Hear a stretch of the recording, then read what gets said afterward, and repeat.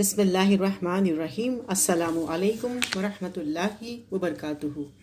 نحمد نصلی علی رسولہ الکریم، اما بعد فاعوذ باللہ من الشیطان الرجیم، بسم اللہ الرحمن الرحیم۔ ربی زدنی علما، رب اشرح لی صدری ویسر لی امری واحلل عقدۃ من لسانی یفقہوا قولی۔ آج ہم دیکھیں گے غیر مسنون دعائیں اور وظیفے، درجہ جیل اور ادو وظائف اور ادعیہ و اذکار سنت رسول صلی اللہ علیہ وسلم یا آثار صحابہ سے ثابت نہیں ہے۔ نمبر 1، ناپاک جسم، کپڑے یا برتن کو پاک کرنے کے لیے دھونے کے دوران یا بعد میں کلمہ شہادت پڑھنا۔ پھر ہے غسل جنابت یا غسل حیض کے دوران یا بعد میں کلمہ شہادت یا ایمان کے صفات وغیرہ پڑھنا۔ پھر وضو کرتے وقت ہر عضو کی الگ الگ دعا مانگنا۔ پھر اذان سے قبل درود شریف پڑھنا۔ پھر نماز کی نیت کے الفاظ ادا کرنا۔ پھر ہے فرض نماز کے بعد اجتماعی دعا کا ہمیشہ اہتمام کرنا۔ پھر ہے فرض نماز کے بعد بلند آواز سے اجتماعی ذکر کرنا۔ پھر ہے نماز جمعہ کے بعد 100 مرتبہ قل هو اللہ کا اہتمام کرنا۔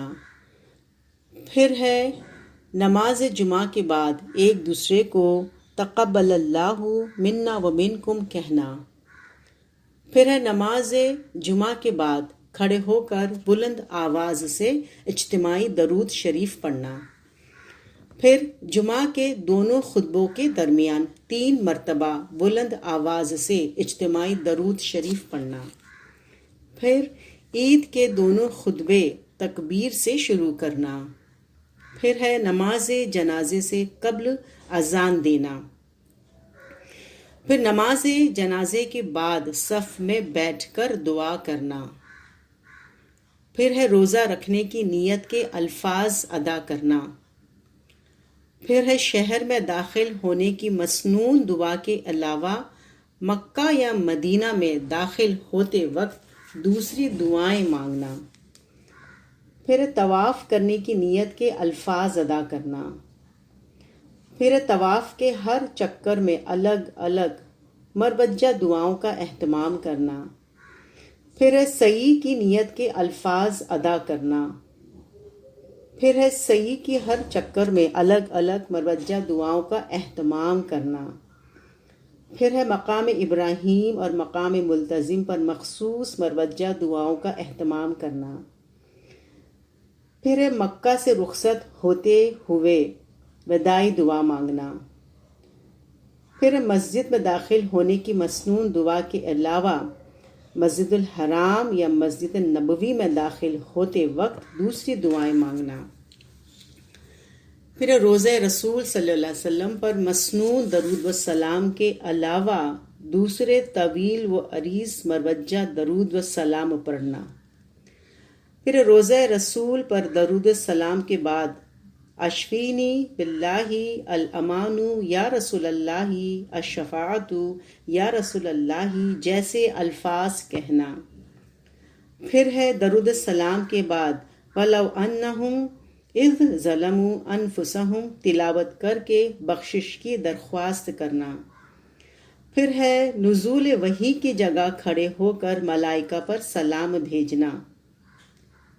پھر ہے ایصال ثواب کے لیے قرآن خوانی، فاتحہ خوانی، رسم قل 10واں 40ویں کا اہتمام کرنا۔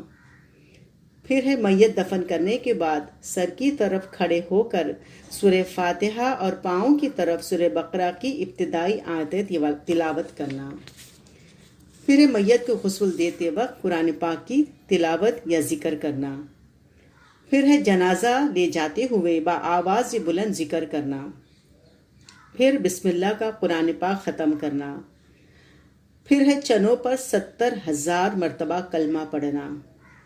پھر ہے 1.5 لاکھ بار آیات کریمہ ختم کرنا۔ پھر ہے 27 رجب کو محفل ذکر منعقد کرنا۔ پھر ہے 27 رمضان المبارک کی رات یعنی شب قدر 7 مرتبہ سورہ ملک پڑھنا۔ پھر ہے 15 شعبان کی رات شب برات، 3 دفعہ سورہ یاسین اور 21 مرتبہ سورہ بقرہ کا آخری رکوع پڑھنا۔ پھر اجتماعی دعا مانگنے سے قبل بآواز بلند اجتماعی درود شریف پڑھنا۔ 1 ربیع الاول سے 12 ربیع الاول تک روزانہ بعد نماز عشاء 1000 بار درود شریف پڑھنا۔ پھر ہے 12، 13، 14 ربیع الاول کو بعد نماز عشاء 7741 مرتبہ یا بدیع العجائب کا وظیفہ کرنا۔ پھر ہے ماہ سفر کو منحوس سمجھ کر پہلے بدھ کو مغرب اور عشاء کے درمیان محفل ذکر منعقد کرنا۔